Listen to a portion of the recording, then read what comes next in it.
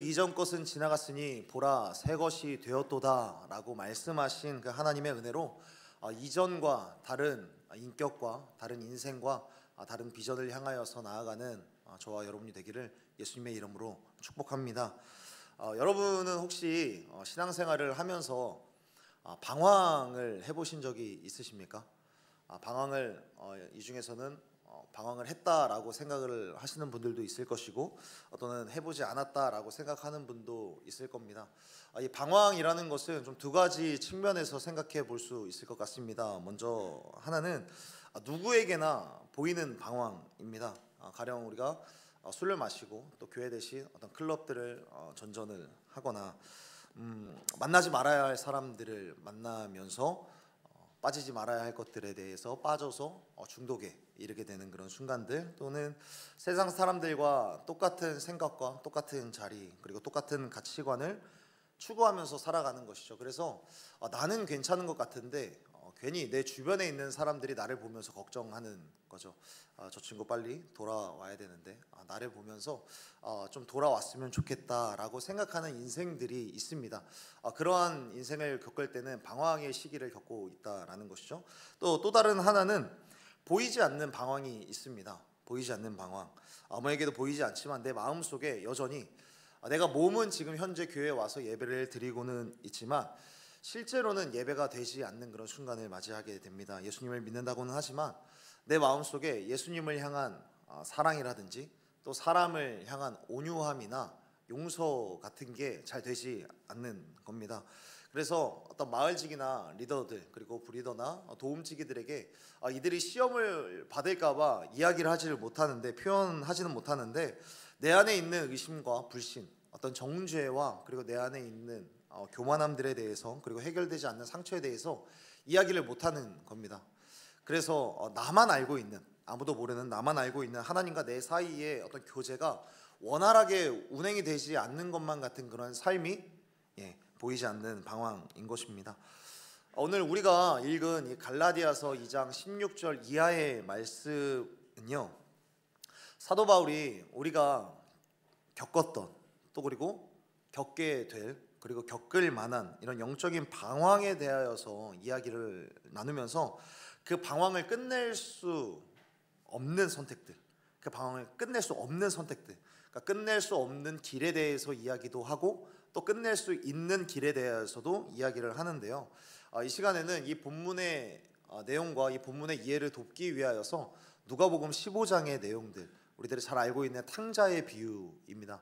이 탕자의 비유에 대해서 좀 번갈아 가면서 보면서 우리들이 겪을 만한 이런 영적인 방황에 대해서 함께 이야기를 나눠보려고 합니다. 오늘 우리가 읽은 본문 중에 먼저 17절과 18절의 말씀을 한번 좀 읽어봤으면 좋겠습니다. 우리 17절과 18절 말씀 함께 읽겠습니다. 만일 우리가 그리스도 안에서 의롭게 되려 하다가 죄인으로 드러나면 그리스도께서 죄를 짓게 하는 자냐? 결코 그럴 수 없느니라. 만일 내가 헐었던 것을 다시 세우면 나를 범법한 자로 만드는 것이라. 아멘. 이 말씀은 이런 거예요. 믿음이 있다고 이야기를 하지만, 믿음이 있다라고, 믿음으로 내가 의롭게 되었다라고 고백을 하면서 살아가지만 결국에 우리의 죄성이 드러난다면, 결국에 그렇다면 그리스도께서 나를 범법한 자로 그리고 나에게 죄를 짓게 하시는 분이 아니냐라고 질문을 하면서 결코 그럴 수 없다라고 이야기를 하는 거예요.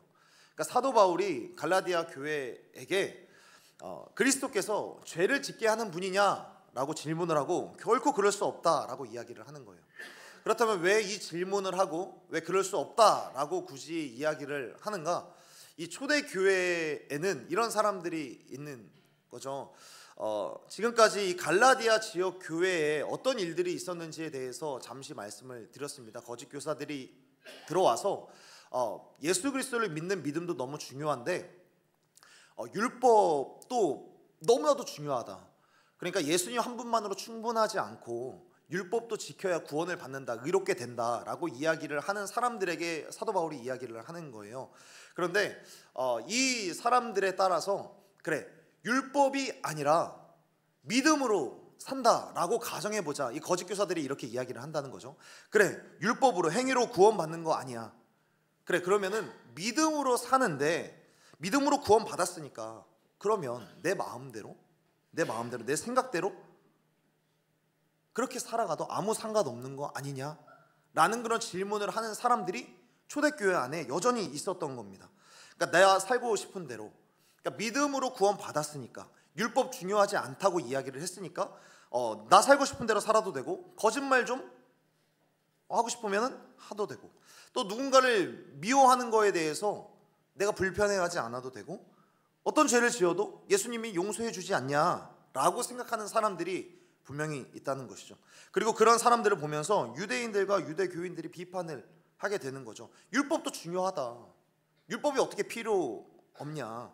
믿음만 갖고 구원받는다라고 이야기를 하는 거는 잘못됐다 라고 이야기를 하는 사람들이 있으니까 지금 이 이야기를 하는 겁니다. 그런데 여러분, 먼저 여기에 대해서 이 갈라디아서를 해설하고 강해를 했었던 마틴 루터라고 하는 종교개혁자는 뭐라고 이야기를 했냐면, 만일 어떤 사람이 믿음이 있다라고 이야기를 하고 내가 하나님 안에 있고 내가 예수 그리스도를 믿는다라고 이야기를 하는데, 그런데도 삶에 아무런 변화가 없다면 조금 과격합니다. 극단적입니다. 그 사람은 실제로 그냥 믿음이 없는 사람이다 라고 이야기를 합니다. 그러니까 사람이 살아있는 믿음을 가지고 있는데 어떻게 변화가 없을 수가 있겠느냐라고 이야기를 하는 겁니다. 그런데 여러분, 이 마틴 루터에 대한 이야기들을 우리들도 조금 반박을 하려면 할 수가 있겠죠.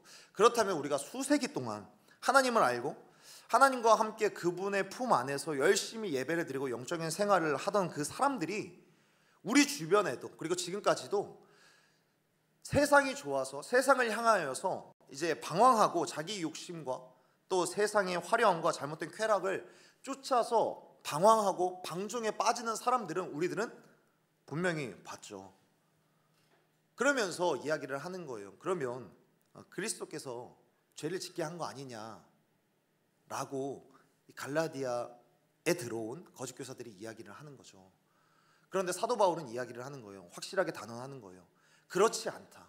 그리스도께서 죄를 짓게 하는 것이 아니다라고 이야기를 하면서, 여기에 대해서 우리들이 생각해 볼 만한 것은 누가복음 15장의 내용들을 한번 살펴보았으면 하는 겁니다.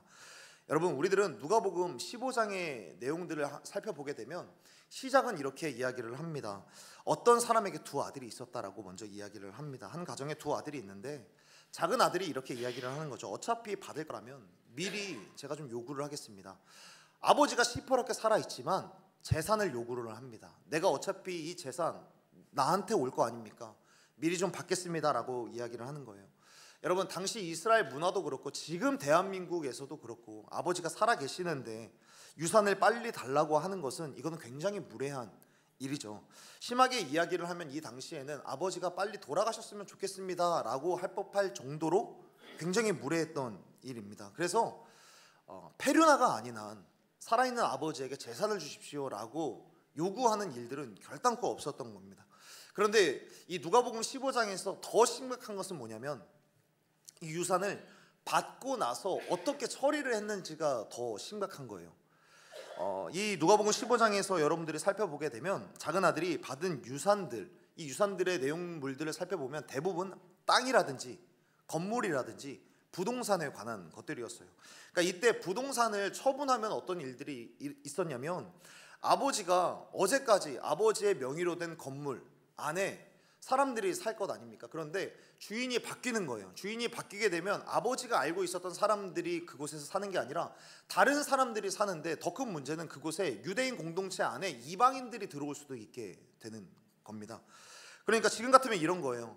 여러분, 우리들 주변에 어떤 이단 단체가 건물을 짓는 것만으로도 우리들은 기가 찰 노릇인데, 만약에 우리 교회의 비전센터나 다른 어떤 미담이라든지 앞에 있는 미소나눔 이 건물을 이단 단체가 사들였다라고 생각을 해보십시오. 그것을 이단 단체가 사서 운영을 하게 된다. 그러니까 이방인들이 들어와서 살고 이방인들이 섬기는 우상을 가지고 들어와서, 그리고 그들의 문화대로 음란한 문화들을 우리들이 살고 있는 이 교회 마당에서 버젓이 일으킨다라고 생각을 해보십시오. 그거는 유대인 공동체 안에 살고 있는 유대인 공동체 사람들 구성원들도 너무나도 기가 차는 일들이고, 그러면 그런 일들을 만든 가족들도 어떻게 보면 눈치를 보게 되는 일들인 거고, 어찌 보면 이 공동체 안에서 이 가정 자체가 수치를 당하게 되는 일들인 거예요. 그러니까 이런 일들이 일어나는데도 불구하고 이 아버지는 상상할 수도 없을 만한 그런 선택을 하는데 진짜로 그 아들한테 자신의 유산을 남겨줍니다. 그러면 여러분, 이러한 자신의 유산을 받은 이 건물과 그리고 땅들을 이방인들에게 만약에 넘겼다라고 했을 때 이 아들은 어떠한 처우를 받게 되냐면, 만약에 정말 물질적인 공경이라든지 물질적인 어려움이라든지 질병으로 인해서 꼭 팔아야 하는 경우가 아닌데도 이 재산을 그리고 땅을, 부동산을 이방인에게 팔았을 때에는 당시 율법에 기반하여서 당시의 문화와 공동체를 보호하자는 그런 측면에서 비판을 받는 것은 당연한 것이고요, 심한 경우에는 공동체에서 쫓겨나는 일들이 일어날 수 있는 거예요. 그만큼 유대인 공동체 안에서 이것들이 아들이 처분을 한다, 이것은 전통적으로 굉장히 조심스러운 일이었고 부정적으로 보는 그런 일들이었던 겁니다. 그러니까 이 아들은 이 공동체 안에서 관계는 다 끊어지고요, 그냥 이 앞에 있는 상점에 코카콜라 하나 사러 가도 살 수가 없는 거예요. 너 우리 마을에 이방인 들어오게 했잖아, 너 당장 나가, 이런 질타를 받게 되는 것이죠. 그런데 만약에 이 아들이 그렇게 쫓겨난 상태에서 다시금 들어오려면 어떤 일들이 있냐면, 유대 율법 중에서도 모세의 율법 안에서도 이방인들과 함께 교제를 하고 또는 부정한 것들과 함께 어울리다가 다시금 공동체 안으로 들어오려면 정결 예식이라는 의식을 치러야만 했습니다. 이거는 내가 지금까지 더러운 삶을 살았습니다 라는 것들을 인정하는 것이고, 그렇기 때문에 수많은 사람들에게 온갖 굴욕적이고 자존심 상하는 것, 수치스러운 일들은 다 당할 수밖에 없는 겁니다. 그러니까 이 사람은 만약에 이 공동체로 들어오려면 모든 정죄감을 받고 내가 지금까지 영적인 실패를 했다라는 이 실패감에 빠질 수밖에 없는 거죠. 그러니까 사람들의 욕과 질타를 받아야 되는 거예요. 그런데 누가복음 15장에서 이 둘째 아들, 이 작은 아들은 이렇게 돌아오려면 많은 리스크가 있고 또는 아버지에게 페류나라고 하는 느낌을 주면서도 어떤 결정을 합니까? 아버지로부터 재산을 받고 나서 이것을 다 처분을 하고 그곳을 떠납니다. 여러분, 마을에서도 끊어지고 아버지로부터도 끊어질 이 각오를 하면서 집을 나가는 그 이유는 과연 무엇이었을까요? 이 아들이 그렇게 할 수밖에 없는 이유, 작은 아들은 이미 세상과 쾌락에 대한 잘못된 호기심, 이 호기심이 이미 그 안에 있는 마음을 제어할 능력과 경계를 이미 허물기를 시작을 했던 거예요. 마치 멀쩡한 사과 박스에 멀쩡한 사과들이 있지만 그 안에 곰팡이 핀 사과가 하나라도 들어가면 그 모든 사과가 다 곰팡이 피듯이 이미 세상 쾌락이라는 잘못된 호기심이라는 삐뚤어진 세상의 쾌락 가운데 이미 그 마음이 녹아버리기 시작했던 것이죠. 사랑하는 여러분, 반드시 기억했으면 좋겠습니다. 관심을 가지지 말아야 할 것들에 관심을 가지지 않게 되는 여러분이 되기를 예수님의 이름으로 축복합니다. 관심을 가지지 말아야 할 것들에 관심을 갖기를 시작을 하면요, 우리들은 자연스럽게 병들기를 시작을 합니다. 세상에 대한 관심이 많아지고요, 하나님이 기뻐하시지 않는 죄에 대한 중독이 심해지기를 시작을 하면요, 이거는 하나님의 기대에도 사람들의 기대에도 그 기대를 저버리게 됩니다. 특히나 사랑하는 여러분, 이 청년의 시기에 조금 노골적으로 말씀을 드릴게요. 이상한 장소, 이상한 사람들을 가는 것뿐만 아니라 궁금해하지도 않는 은혜가 여러분들 가운데 있었으면 좋겠습니다. 이상한 건 관심을 안 갖는 게 좋습니다. 특히나 영화라든지 드라마 같은 경우들 너무 선정적이거나 너무 잔인하거나 너무 쾌락적이고 또 그 안에서 너무 외모 지상주의적이거나 너무 물질 만능주의적이거나 성공 지상주의적인 그런 세계관이 녹여져 있는 그런 것들은 보지 않는 게 훨씬 좋은 거예요. 제가 일청들과도 함께 예전에 한번 나누었던 적이 있는데, 한 선교단체가 있었어요. 한 선교단체가 세계적으로 활동을 하는 선교단체인데 유럽의 한 지역에 예수님께서도 수많은 세리들과 또 창기들과 함께 술을 마시면서 함께 이거 좀 다소 오해가 되는데, 그때 당시에는 포도주니까요. 그때 당시에 세상 사람들과도 함께 즐겁게 마시지 않았냐, 마시면서 놀지 않았냐. 그러니까 선교단체의 이 사람들도 우리가 함께 이 세상 사람들과 함께 다가가기 위해서, 그들과 함께 놀기 위해서 유럽의 한 지역에 술집을 열게 됩니다. 그리고 그들과 함께 교제하자, 그들의 자리에 가서 교제를 하자. 그런데 시간이 지나고 나서 그 술집은 문을 닫은 것뿐만 아니라 그곳에 있었던 그 선교단체의 리더십들이 다 예수님을 떠나게 되었습니다.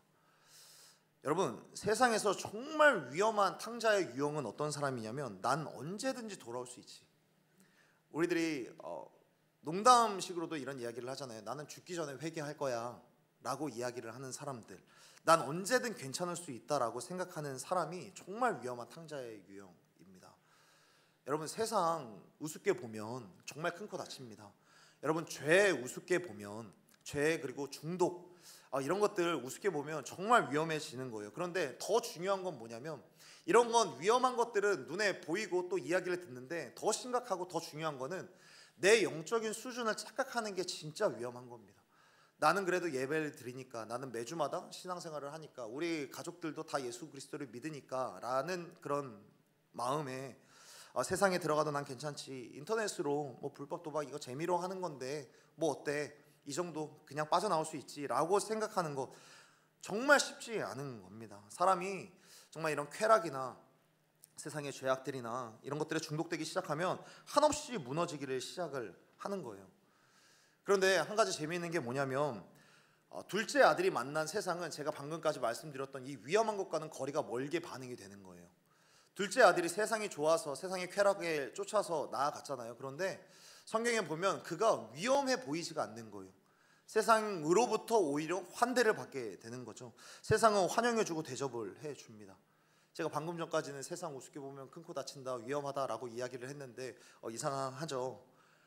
둘째 아들은 그 환영에 도취가 되어서 삐뚤어진 호기심들을 만족시키는데 자기가 가진 걸 몽땅 다 써버립니다. 그러다 재산을 다 잃어버리게 되죠. 그런데 돈이 다 떨어지자, 돈만 떨어지는 게 아니라 그 주변에 있었던 사람들이 다 떠나기를 시작을 합니다. 그리고 자신을 환영해 주던 이 세상이 그로부터 등을 돌리기를 시작을 하는 거예요. 여러분, 세상이 우리들에게 잘해주고 세상의 문화가 우리들에게 마냥 즐거움을 주려고 할 때, 유흥 문화가 우리들을 섬겨줄 때, 제가 얼마 전에도 인계동에서 혼자 밥을 먹는데 거기에 들어와서 찬땡 나이트에서 하나 주더라고요. 재밌게 해드릴게요. 저를 환영해 준다라고 하니까 기분이 좋더라고요. 나 같은 사람도 환영해 주나? 근데 여기에 넘어가면은 안 되는 거죠. 여러분, 세상 사람들이 섬겨주려고 할 때 착각하면 안 되는 거예요. 세상은요, 우리에게 받아갈 것이 있을 때만 우리들을 환영해 주고요, 서비스를 선사해 주는 거예요. 마치 사람이 닭을 정성스럽게 키우는 이유가 무엇입니까? 닭을 정말 사랑해서가 아니라 이 닭을 정성스럽게 키워서 처갓집 양념 통닭에 슈프림 양념치킨을 만들기 위해서, 그리고 이 닭으로부터 정성스럽게 키워서 맛있는 계란 후라이를 먹으려고 정성스럽게 키우듯이 이유 없는 환대가 없는 곳이 세상인 겁니다. 결국 이 탕자는 돈 떨어지고 또 흉년이 찾아오자 자기가 상상하지 못했던 위치로 떨어지는데, 그러니까 자기가 대단한 것을 상상하면서 나왔지만, 그런 여행이지만 쫄딱 망해서 자기 배를 채우는 기본적인 것도 해결하지 못하는, 삼시세끼를 다 먹지 못하는 그런 자리까지도 떨어지는데, 그렇게 노숙인으로도 살 수 없으니까 한 농가, 돼지 농가에 들어가서 돼지를 치면서, 그리고 돼지우리에서 잠을 자게 되는 거죠. 여러분, 이 돼지우리라는 것은 상징적으로 세상의 가장 밑바닥일 뿐만 아니라 유대인들에게 있어서는 가장 부정적인 자리, 그러니까 하나님과 정말 멀리 떨어져 있다는 것을 상징적으로 보여주는 것이고요, 영적으로 그만큼 밑바닥에 들어갔다는 것을 이야기해 주는 거예요. 그러니까 여러분, 이것을 통하여서 우리들이 알 수 있는 건 뭐냐면, 세상이 좋아서 가지만 생각보다 재미는 그렇게 길지 않다라는 것이고요, 결국에는 재미있다가도 돼지우리로 들어가게 되는 것을 우리들은 배우게 되는 겁니다. 그러니까 이러한 방종과 방황에는 반드시 이런 대가가 따라오게 된다는 거예요. 그리고 이런 맥락에서 사도 바울이 이야기를 하는 거예요. 그리스도를 만났다라고 하는 사람이 죄를 짓게 되는 것이, 그것이 하나님이 시키신 일이냐? 여러분, 어린 아이들에게 이런 이야기들을 합니다. 쟤는 사랑을 너무 많이 받아서 쟤는 오냐오냐 커서 버릇이 없어 라는 그런 말들을 합니다. 그렇다고 해서 그 사람에게 사랑을 안 줘야 하는 겁니까? 그건 아니죠. 이 둘째 아들이 방황하게 된 것, 나가게 된 것, 그 아버지가 사랑을 안 줘서 그렇습니까? 여러분, 사랑을 해도 방종을 하게 된다는 거예요. 사랑을 너무나도 많이 줘도 버릇이 나빠질 수 있어요. 그런데 사랑을 줬는데도 이 사람에게 문제가 있고, 사랑을 했는데도 방종을 하고, 사랑을 했는데도 이 사람이 방황을 하면, 그러면 그 사랑에 문제가 있는 겁니까? 17절에서 말씀은 이 말씀을 하고 있는 거예요. 사랑에는 문제가 없다라는 거죠. 우리들을 사랑하신 그리스도에게는 결코 문제가 없고, 그러면 문제는 어디에 있냐? 그 사람에게 문제가 있다라는 거죠. 그 사람에게. 죄를 지으면 그리스도에게 문제가 있는 것이 아니라, 그리스도와 그리스도께서 베푸시는 그 사랑에 문제가 있는 것이 아니라, 로마서 3장에서 말하고 있듯이 의인은 없나니 하나도 없다라고 이야기를 하는 우리, 끊임없이 죄를 양산해내는 이 본성에 문제가 있고, 이 본성을 우리 사람 안에 있다라는 거, 이것을 끊임없이 의심해야 된다라는 것을 이야기를 하는 거예요. 그런데 너무나도 감사한 것은 뭐냐면, 예수 믿는 우리들에게는 언제나 기회가 있다는 거예요. 언제나 기회가 있습니다. 누가복음 15장 17절에서는 이렇게 말씀합니다. 누가복음 15장 17절의 말씀을 한번 읽었으면 좋겠는데요. 함께 읽겠습니다. 시작. 이에 스스로 돌이켜 이르되 내 아버지에게는 양식이 풍족한 품꾼이 얼마나 많은가. 나는 여기서 줄여 죽는구나. 아멘. 둘째 아들이 오늘 본문에 보면 스스로 돌이키게 되는데, 이거를 현대인의 성경에서는 이렇게 표현을 합니다. 그제서야 제정신이 들어서 말했다. 제정신이 들어서 말했다. 그제서야 제정신이 들었다라고 이야기를 합니다. 이게 무슨 이야기냐면, 한 번만 더 생각해 보면 지금까지는 제정신이 아니었던 거죠. 지금까지는 제정신이 아니었던 겁니다. 사랑하는 여러분, 혹여나 여러분들 주변에 예수님을 믿다가 떠나서 방황하는 지체를 보면 이거 한 가지만 놓고 기도하면 됩니다. 하나님, 저 친구가 지금 제정신이 아닙니다. 저 친구 제정신 들게 해주세요 라고 기도하면 되는 겁니다. 저 친구가 잠시 제정신이 아니라서, 저 친구가 어떤 입시에 실패를 하고, 저 친구가 어떤 세상의 쾌락에 유혹이 돼서, 저 친구가 영적인 문제가 생겨서 지금은 제정신이 아닙니다. 그러니까 하나님, 정신 돌아오게 해주세요 라고 기도하면 되는 겁니다. 그러니까 우리에게 은혜가 있다, 우리가 은혜를 받는다라고 표현하는 건 뭐냐면, 하나님이 어느 순간 제정신 들게 하는 타이밍이 우리 가운데 주어졌다라는 것이죠. 그래서 이 둘째 아들은 집으로 돌아가게 되는 거예요.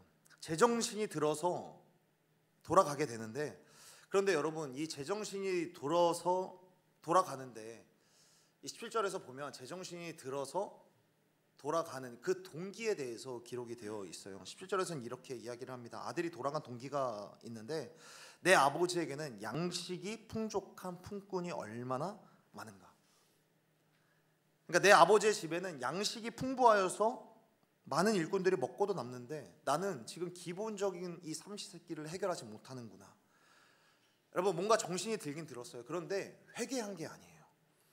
최악의 순간 이 아들이 기억한 것은 아버지 집에 있는 것이었어요. 아버지 집에는 풍족하지. 뭐가요? 먹을 게. 아버지 집에는 따뜻한 집이 있지. 보금자리가 있지. 아버지 집에는 먹을 게 너무 많아서 그 많은 일꾼들도 하나도 다 굶주리지 않지. 그러니까 아버지를 기억한 게 아니라 최악의 순간에 아버지의 소유, 아버지의 집, 아버지의 능력을 기억하고 가는 거예요. 여러분, 지금 이 아들이 아버지의 집으로 돌아가려면 아까 전에 이야기했던 대로 돼지우리라는 곳에 있다가 돌아오는 것이기 때문에 반드시 율법적으로 정결 예식을 치러야 하는 그런 공동체 안으로 들어가는 거예요. 이걸 하면서 이 수많은 사람들은 이 사람을 향하여서 수많은 수치와 그리고 조롱과 모욕들을 하게 될 겁니다. 그러면서 정죄감과 영적인 실패감에 빠지게 될 것을 다 아는데도 불구하고 그래도 마지막 밧줄을 잡는 심정으로 돌아가기로 작정을 하는 거예요. 여러분, 이것이 둘째 아들의 인생이었습니다.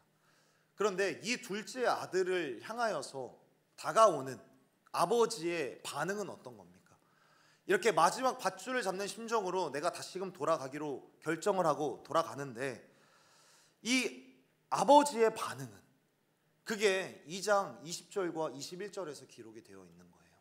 우리 갈라디아서 2장 20절과 21절의 말씀을 한번 읽었으면 좋겠습니다. 우리 20절과 21절 함께 읽도록 하겠습니다. 시작. 내가 그리스도와 함께 십자가에 못 박혔나니 그런즉 이제는 내가 사는 것이 아니요 오직 내 안에 그리스도께서 사는 이제 내가 육체 가운데 사는 것은 나를 사랑하사 나를 위하여 자기 자신을 버리신 하나님의 아들을 믿는 믿음 안에서 사는 것이라. 내가 하나님의 은혜를 패하지 아니하노니 만일 의롭게 되는 것이 율법으로 말미암으면 그리스도께서 헛되이 죽으셨느니라. 아멘. 따라서 했으면 좋겠습니다. 나를 사랑하사 자기 자신을 버리신 하나님의 아들을 믿는 믿음 안에서 산다. 다시 한번요. 나를 사랑하사 자기 자신을 버리신 하나님의 아들을 믿는 믿음 안에서 산다. 여러분, 작은 아들에 대한 결론은 이거예요. 방종과 방황으로, 그리고 특히나 내 마음대로 내 생각대로 산다고 해서 진짜 자유와 평안과 행복을 누릴 수 없다. 내가 세상을 향하여서 쫓아간다고 해서 진짜 재밌는 것도 아니고요, 내가 세상의 가치관을 따라서 살아가는 것이 진짜 행복을 주는 것도 아니라는 거예요. 세상은 돈을 가지면 더 갖고 싶은 욕심을 주고요, 돈을 잃으면 모든 것을 잃은 것 같다, 아니 모든 것을 잃은 거야 라고 이야기를 하는 것이 세상이죠. 또 좋아하는 사람을 만나면 내가 어떻게든지 애인만 만나면 괜찮을 것 같고 행복하게 될 것 같다 라고 이야기를 하지만, 여러분, 좋아하는 사람을 만나도 다른 사람을 보면서도 마음이 흔들리게 되는 게 우리라는 것을 발견하게 돼요. 그리고 내가 헤어져서 시련을 당하였어도 시련을 극복하고 다른 사람을 찾을 수 있죠. 다시 사랑하는 사람을 만나도 온전한 사랑을 할 수 없는 것이 방종의 그리고 방황의 결론인 겁니다. 사도 바울은 이렇게 방종을 택하는 사람, 방황을 하는 사람에게 다시 한번 도전을 하는 거예요. 방황과 방종, 그리고 믿으니까 아무렇게나 살아도 되는 것 아니냐라고 이야기를 하는 사람에게 이야기를 하는 거죠. 20절과 21절에서 말하고 있는 대로 그럼에도 불구하고 나를 사랑하사 자기 자신을 버리신 하나님의 아들이 있다, 이 이야기를 하고 있는 겁니다. 그리스도께서 정말로 죄를 짓게 하시는 분이냐? 그렇지 않다. 우리가 정말 죄를 계속해서 짓는다면 그것은 우리의 방황이고 우리의 방종이다. 그런데 그 상황 속에서도, 그 길을 걸어가고 있는 와중에서도 우리가 기억해야 될 것은 뭐냐면, 우리가 정말 헛된 것처럼 인생을 살아가고 인생을 허비하고 있음에도 불구하고 여전히 그리스도께서는 우리를, 나를, 여러분들을 여전히 사랑하신다라는 거예요. 그분이 나를 얼마큼 사랑하시냐면, 나를 사랑하사 자기 자신을 버리실 정도다. 나를 사랑하사 모든 것을 다 주실 정도다. 그러면서 갈라디아 교인들에게, 거짓 교사들에게 이야기를 하는 거죠. 그 하나님을, 자기 자신을 버리신 하나님의 아들을 너희들이 만났으면 좋겠다. 방황하는 사람들에게 이야기를 하는 거예요. 여러분, 작은 아들이, 누가복음 15장에서 작은 아들이 집을 향하여서 돌아올 때 아버지는 멀리서 떨어져 집으로 돌아오는 것을, 이 아들을 발견을 했습니다. 그리고 아버지가 먼저 발견을 했어요. 멀리 있는데도 아버지는 이 아들을 발견을 했습니다. 아들은 아버지를 알아보지 못했는데 아버지가 아들을 먼저 발견했어요. 왜 먼저 발견했을까요? 어떻게? 시력이 아들보다 더 좋았을까요? 아버지는 아들이 돌아오기만을 계속해서 기다렸을 뿐만 아니라 계속해서 생각을 했던 거예요. 오늘이면 돌아올까? 내일이면 돌아올까? 또 오늘 지금 이렇게 해가 졌는데 오늘 저녁에는 그래도 돌아오지 않을까? 그는 아들이 돌아오는 모습을 보면서 기다렸던 아들의 그림자를 보자마자 달려가기를 시작을 했어요. 그러면 이 아버지는 이 아들을 향해서 왜 달려갔을까요? 물론 반가워서 그랬겠죠. 그런데 여러분, 더 깊은 이유는 무엇입니까? 이 아들이 마을 안으로 들어온다면 그 마을 안에서 어떤 일들이 일어난다고요? 정결 예식을 취해야 된다고요. 정결 예식을 취하지 않으면 여전히 부정한 사람이고 유대인 이 공동체에 들어오지 못하는 거예요. 그러니까 이 거추장스러운 정결 의식일 뿐만 아니라 이 아들이 수치를 당하는 이 정결 의식, 정죄감을 당하고 영적인 실패감을 느낄 만한 그 시간들이 이 아들에게 주어진 것을 알고 있기 때문에 최선을 다하여서 체면과 지위를 다 내려놓고 아들에게 달려가는 거예요. 여러분, 성경 말씀에 보면 이 아들이 아버지를 발견했을 때 가장 먼저 하는 것이 무엇입니까? 내가 하나님께 죄를 지었습니다. 내가 아버지께 죄를 지었습니다 라고 이야기를 합니다. 이거는 아버지를 향하여서 내가 반성을 합니다 라는 의미도 있겠지만, 그런데 여러분 다윗도 그랬고요, 율법에서 이 이야기는 내가 하나님께 죄를 지었습니다, 내가 아버지께 죄를 지었습니다 라고 하는 이것은 율법적으로 정결의식을 취하기를 시작할 때 시작하는 기도문인 거예요. 그러니까 정결의식을 취하기로, 내가 지금 정죄감도 어떤 영적인 실패감도 내가 당할 것 내가 감수하고 돌아갑니다 라고 하고 돌아온 거예요. 그런데 아버지는 그를 보자마자 이 입을 막고 그냥 안고 입에 입맞춤을 하고 그냥 그를 끌어안는 거예요. 그런 정결의식 괜찮아, 일단 내가 너를 안는 게 먼저다. 지금 이 아들은 돼지우리에서 나온 채로 씻지도 못했겠죠. 몸에서는 돼지우리의 그 악취와 냄새들이 너무나도 많이 났을 겁니다. 그런데도 아버지는 아랑곳하지 않는 거예요. 그리고 아버지는 그가 이야기하는 소리를 그 어떤 소리도 들으려고 하지 않는 거예요. 사랑하는 여러분, 아들의 동기는 그렇게 좋지 않습니다. 아들이 그리워한 것은 아버지 자체가 아니라 아버지 집에 있는 따뜻한 음식, 송아지와 먹을 것들, 잠자리, 이런 것들이었어요. 그래도 아버지는 아들을 향하여서 뛰어갑니다. 여러분, 세상에 수많은 청년들이 여러분 때에 겪을 만한 가장 아픈 일들이 무엇일까? 사귀던 여자친구와 사귀던 남자친구와 헤어져서 내 마음 좀 치료해달라고 하나님께 나와서 목 놓아 울게 됩니다. 또 입시에 실패해서, 또 세상에서 쫓던 어떤 성공, 취업의 도전들, 그런 것들에 대해서 실패하고 돌아와서 하나님께 기도를 많이 하곤 합니다. 자기의 고난 때문에 이 문제를 해결해 달라고 와서 눈물을 흘리는 사람들이 거의 태반이에요. 기도하다가 눈물을 흘리고 그저 아무런 기도도 하지 못하고 그냥 눈물만 흘리는 사람들을 보면 그냥 다 자기 문제, 이것 좀 해결해 달라고 기도하는 사람들이죠. 해결해야 하는 기도 제목이 있는 거예요. 여러분, 이렇게 해결해야 하는 기도 제목이 있는 사람이 정말 중요하게 생각하는 것이 과연 하나님의 임재일까요? 물론 하나님의 임재도 간절히 바라겠지만 그 사람에게 가장 중요한 것은 하나님, 내 상처 치료해 주세요. 하나님, 내 진로, 내 앞길, 나 2번, 3번이나 실패했는데 또 실패해야 됩니까? 하나님, 나 실패하기 싫어요. 내 길 좀 열어주세요. 나 고쳐주세요. 이제 이 꼴이 되고 보니까 하나님이 정말 필요해요 라고 기도하는 사람들이 거의 태반입니다.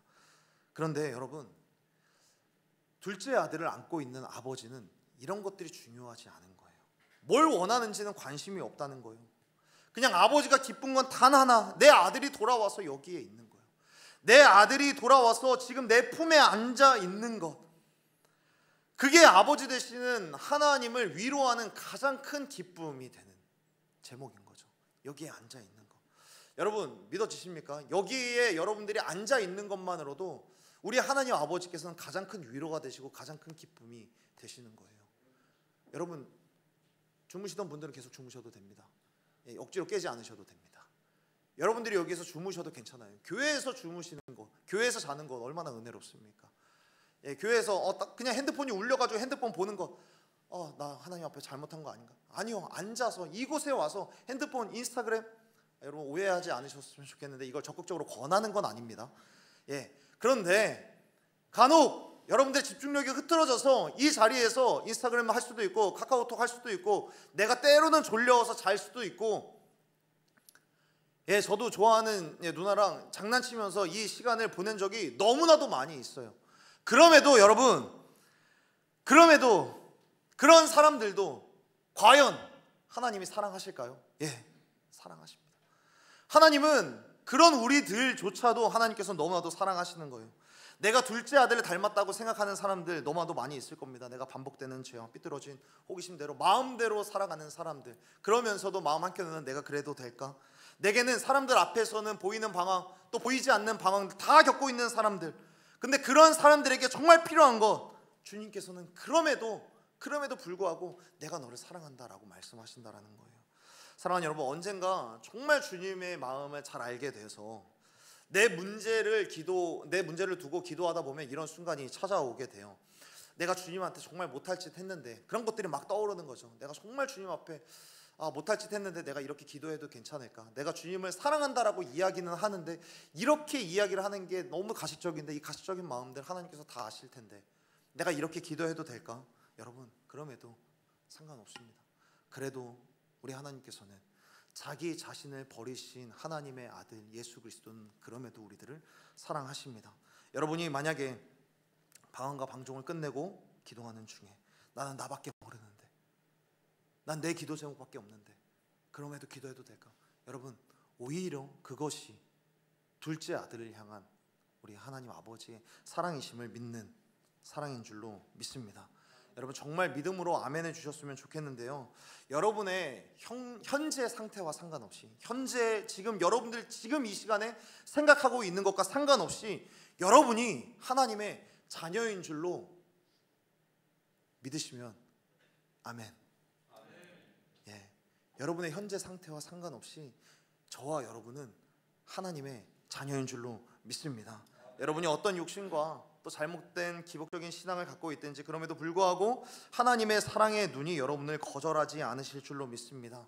어제까지 어떤 돼지우리에 있던, 어떤 중독 안에 살았던, 오늘 이 자리에 앉아 있는 것만으로도 하나님께서는 여러분들을 향하여서 눈물을 훔치시면서 달려가서 여러분을 안아주기 원하시는 사랑의 하나님이신 줄로 믿습니다. 그래서 여러분들 스스로 정죄하는 그 마음들이 들 때도 있을 거고요, 여러분들이 영원토록 변하지 않는다라고 이야기하는 사람들도 있을 것이고요, 그리고 여러분들 스스로 내 인생 가운데 진짜 예수 그리스도의 사랑과 십자가의 능력이 내 안에 임하기는 할까라고 생각하는 그런 마음들이 있을지라도 사랑하는 여러분, 나사렛 예수의 이름으로 명하노니 그 악한 영들은 떠나갈 줄로 믿습니다.